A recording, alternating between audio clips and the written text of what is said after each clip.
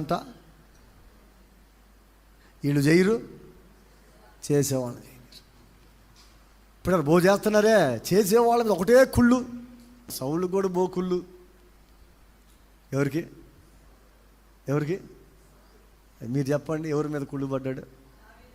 దావీదు మీద. ఎవరి మీద కుళ్ళు పడ్డాడు? కుళ్ళుకున్నాడు, మచ్చనపడ్డాడు. ఒకళ్ళు బాగా ప్రార్థన చేస్తుంటే, ఒకళ్ళు భక్తిలో ఎదుగుతుంటే ఓర్చుకోలేరు కొంతమంది. మా అన్న ఒక అన్న ఉన్నాడు, 10 మంది ఉండేవాళ్ళం అందరం. చక్కగా మైకులు కట్టేవాళ్ళు, పాటలు పాడేవాళ్ళు, ప్రార్థన చేసేవాళ్ళు, అబ్బాబ్బా అన్నీ చేసేవాళ్ళు. పాస్టర్ గారి మీదే కుళ్ళు ఓ పిల్లగాడికి. పాస్టర్ గారు అంటేనే కుళ్ళు, పాస్టర్ అంటేనే కుళ్ళు ఓ కుర్రోడికి. ఇక పొద్దాకలు కుళ్ళు మాటలే. మాకు కూడా అదే చెప్పాడు, పాస్టర్లకు చేసి పెట్టకూడదు, పాస్టర్లకు తేకూడదు. నేను అల్లం తేటానికి పోతే పొద్దున్న సండే స్కూల్ జరుగుతుంది. మా పాస్టర్ గారు వచ్చి, ఈ పాస్టర్ గారు కాదు, మా అమ్మగారు, మా తల్లి గారు, మా పాస్టర్ గారు, నన్ను పెంచిన పాస్టర్ అరుణ అంటది నన్ను ముద్దుగా. అల్లం తెచ్చిపెట్టురా అంది. సరే నేను చెప్పి పిల్లలు పాట పాడంటారని నేను వెళ్తుంటే ఈ కుళ్ళు అన్నట్టు ఎదురయ్యాడు నాకు. ఆడకన్నాడు పాస్టర్ గారు అల్లం తేమట.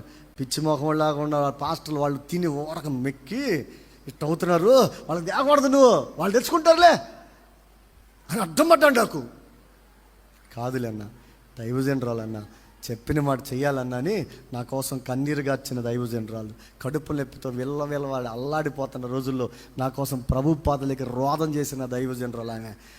వాళ్ళంటే దైవజనులు అంటే కష్టపడి కన్నీరు గార్చి రోదం చేసేవాళ్ళు. వాళ్ళ ప్రార్థన లేకపోతే నేనేమైపోయేవాడినో, వాళ్ళ ప్రార్థన లేకపోతే, వాళ్ళ వాక్యాలు లేకపోతే నేనేమైపోయేవాడినో. ఈరోజు ఒక సండే స్కూల్ టీచర్గా, అప్పుడు సండే స్కూల్ టీచర్ని, అప్పుడు వాక్యం కూడా చెప్తామండి. సండే స్కూల్ టీచర్గా, ఓ సువార్థికునిగా నేను ఉన్నానంటే ప్రజల ముందు, ఆ దైవజనులు లేకపోతే నా బ్రతుకేమైపోయి ఉండేదో. ఎక్కడో అనామకుడిగా, దిక్కులేనివాడిగా బ్రతికేవాడు. అన్నా ఏమనుకోకలే, నేను తెస్తాను అన్నం తప్పించుకుని సైకిల్ అడ్డం పెట్టాడు నాకు.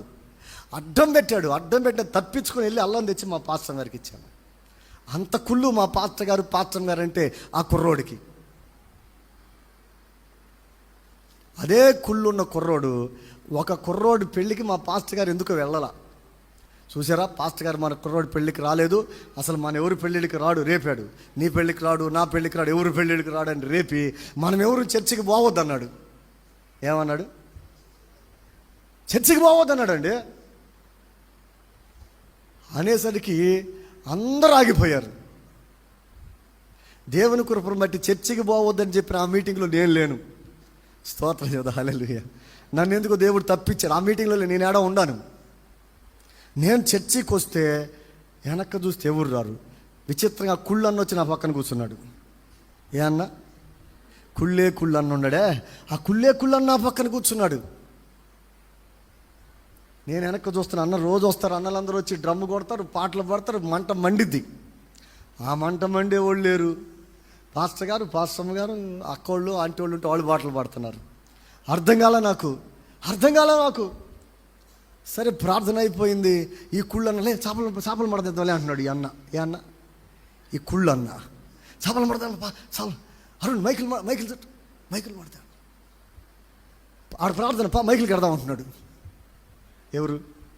మిగతా అన్నలు కనపడరు, నాకు అర్థం కావట్లా. పొరోటా తిద్దామంటున్నాడు నన్ను. మళ్ళా నాకు తీసుకెళ్ళి పొరోటా ఇప్పించాడు ఈ కుళ్ళన్న. నాకు తెలియదు ఈ కుళ్ళన్న సంగతి. దేవుని కృపను బట్టి నాకేం ఇంజక్షన్ చేయలే. తర్వాత 10 అన్నల్లో ఒక అన్న కనపడ్డాడు నాకు. వాడు మమ్మల్ని అందరినీ ప్రార్థనకి రావద్దని ఎగ్గొట్టించాడు. వాడు వచ్చి ప్రార్థనలో కూర్చున్నాడు. అరుణ్, వాడు మాటలు వినవాకు, వాడు కుళ్ళుపోతాడు, వాడికి పాస్టర్ గారంటేనే కుళ్ళు అంటున్నాడు ఒక అన్న. ప్రస్తుతానికి ఆ అన్న ఇప్పుడు అదే చర్చిలో మంచిగా పరిచయం చేస్తున్నాడు. ఏ అన్న? కుళ్ళు అన్న కాదు, నాతో అన్నాడే. వాడు మమ్మల్ని జడగొట్టాడు, 10 మందిని ప్రార్థనకు రాకుండా జడగొట్టాడు అన్నాడే. ఆ అన్న ఇప్పుడు ఆ చర్చిలో మంచిగా పరిచయం చేస్తున్నాడు, సంఘంలో పెద్దగా ఉన్నాడులే. పిల్లరా, ఆ కుళ్ళన్నండి. ఆ కుళ్ళన్న, అల్లానికి అడ్డం పడిన అన్న, పాస్టర్ గారి మాట దాన్ని పాస్టర్ గారి మీద తిరుగుబాటు చేయించిన ఆ కుళ్ళు అన్న. ఒకరోజు నేను సెంట్రల్ ప్లాజా అని ఉంది, నా సెంటర్లో. ఆడ నేను నా అప్పుడు రిలయన్స్ ఫోన్ ఉండేది, దానికి బిల్లు కడతానికి పోయాను. పోతే ఆ బండి ఆడ పెట్టేసరికి హలో అరుణ్ బాగుండవు అనుకుంటూ వచ్చాడు.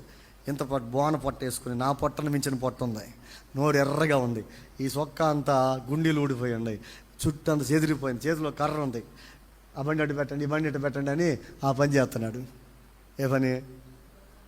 ఆడ సైకిల్ స్టాండ్లో పెడుతున్నాడు. ఆ అన్నం చూడగానే అల్లం గుర్తొచ్చింది నాకు.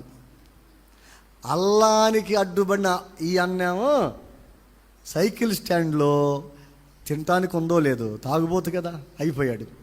పాన్పరాకు నోటు తింటా. ఈ చొక్కా చెబుతుంది, ఆ చినిగిపోయిన చొక్కా, గుండీలు ఊడిపోయిన చొక్కా చెబుతుంది నిష్ఠ దరిద్రుడయ్యాడని. నాకెళ్ళే చూసుకున్నా, తెల్ల ఫ్యాంట్ తెల్ల చొక్కా.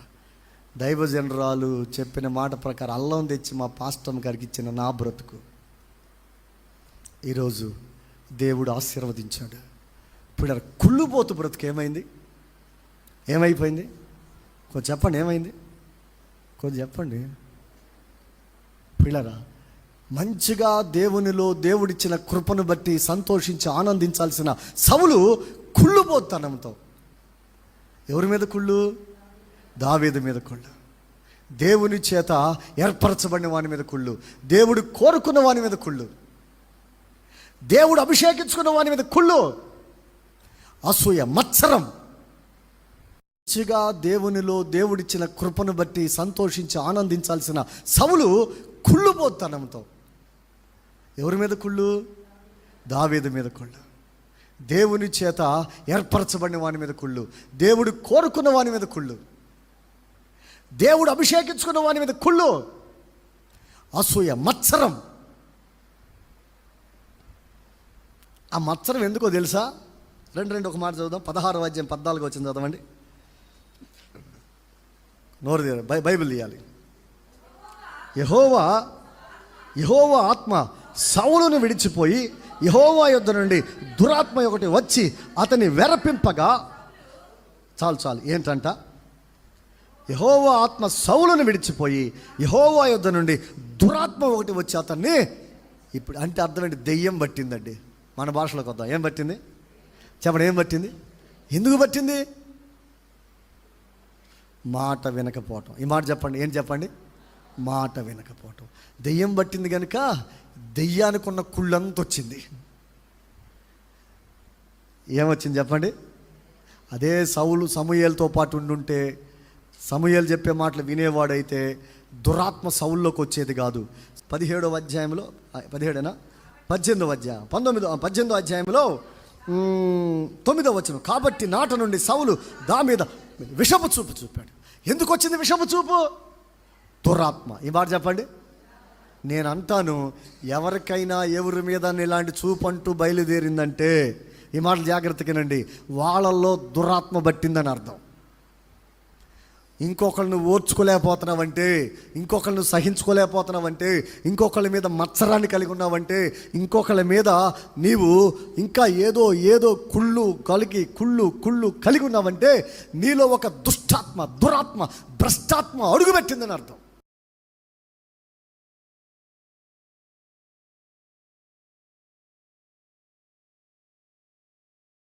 నేటి క్రైస్తవంలో